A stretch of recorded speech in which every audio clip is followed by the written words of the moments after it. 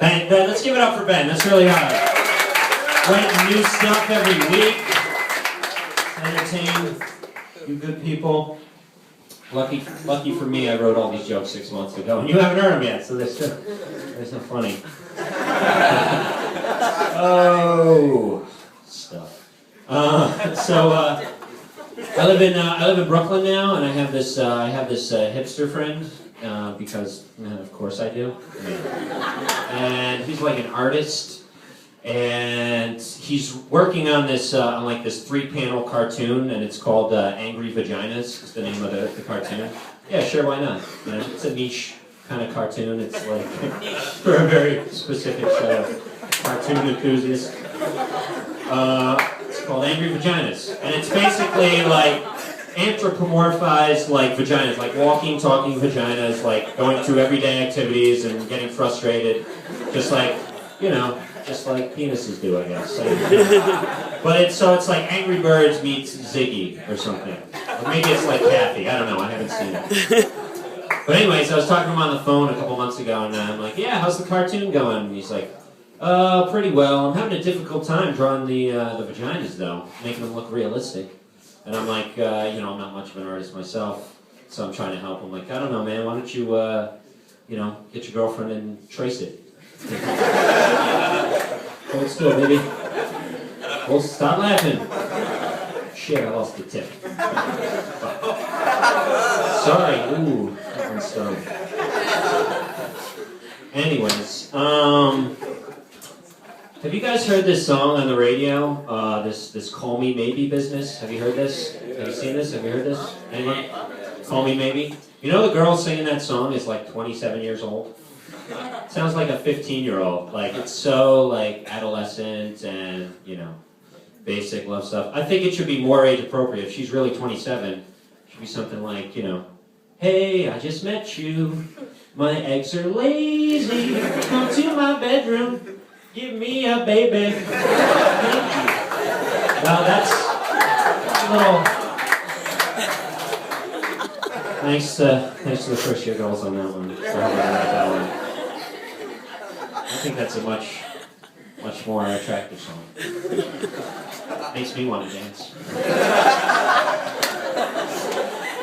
So, I don't know. I haven't been doing it at camp, but I've gotten into like a bad habit of like gesturing when I'm like talking to people.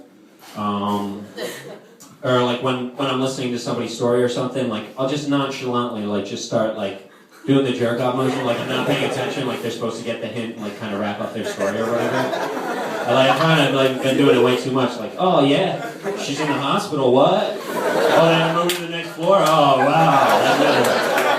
Unless it's a really good story, then it like gets faster. So I'm trying to watch that. Kids at camp, I don't know if you have noticed this year, but they are cursing at an exceptional rate. Like, way more than in years past. Like, these bunk 4 kids are like cursing at like a bunk 17 level, and I think we should all be proud at how advanced these kids are. And I heard a kid call his frisbee an asshole for getting stuck on the roof, like the bunk. And I'm like, "Hey, you're the asshole. You threw it up there." Frisbee doesn't know what it's doing. But it just made me think about, like, I can remember, like, a clear line. Like, I think it was, like, I remember the date. It was April 3rd, 1992, when, like, I first, like, learned, like, what cursing was or whatever. And, like, everything before that, like, every sort of exclamation of disappointment or frustration was rats. I remember as a little kid, I'd be like, "Hey Mom, can I have ice cream?" She's like, "No, we're having dinner soon." I'd be like, "Rats." Rats, Mom. And I just, run off by myself, play with my imaginary friends. But then on April 4th, 1992, I don't know what I must have watched, like, an Eddie Murphy movie or something. And it's like, "Hey Mom, can I have some ice cream?" "No, we're having dinner soon." Cocksucking bullshit, Mom. That's fucked up. You don't want some goddamn ice cream. Fucking rats, man. See, this is the difference between, Benny's doing a great job. Seriously, I'm so proud of him this year for getting up here and do this. He has a whole notebook. He's a professional. I just have a little card. I have everything written down. So I have a sister. Anybody here have a sister? Yeah! Yeah, right? Nice. Pictures later. Look. Anyway, so I have a sister. And I love my sister. Her name's Shay. And her birthday's coming up. And I don't know what to get her this year. Last year I got her a shake weight, and she must have used it because she's got a boyfriend this year. So I don't know what to get her this year. My sister, I love my sister. We have a really close relationship. She has like a strange affliction though. I don't know if anybody's ever heard of this.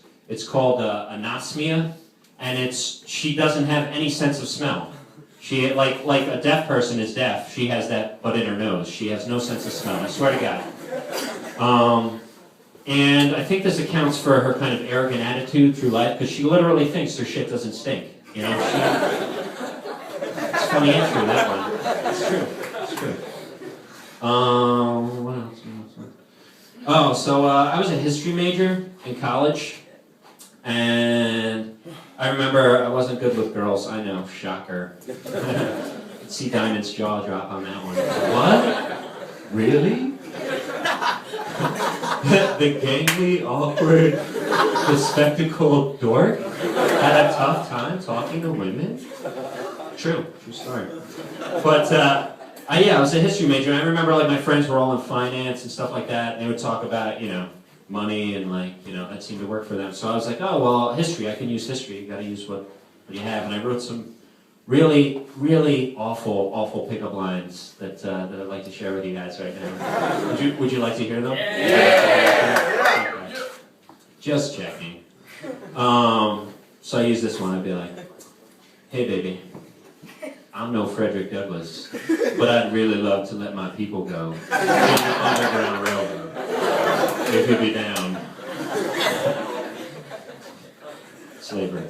Yeah, that's slavery. Slavery and sex in the same joke. How does he do it? Oh shit, I can't remember the other ones right now. Next week. Part 2 of the terrible American history lines coming next week.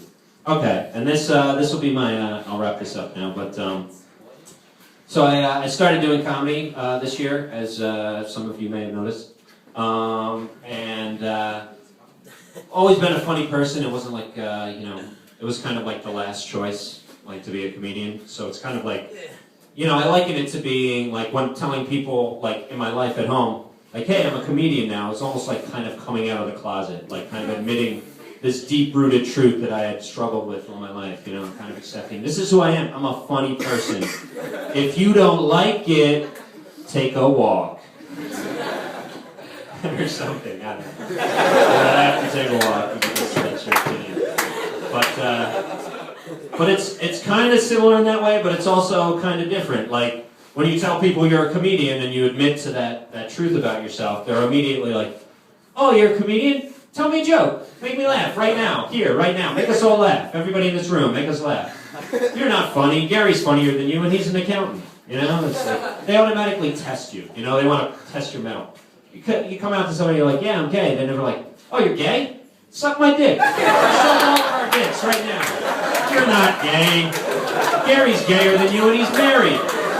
You're not gay. Prove it. Prove it. So, thank you very much, everybody.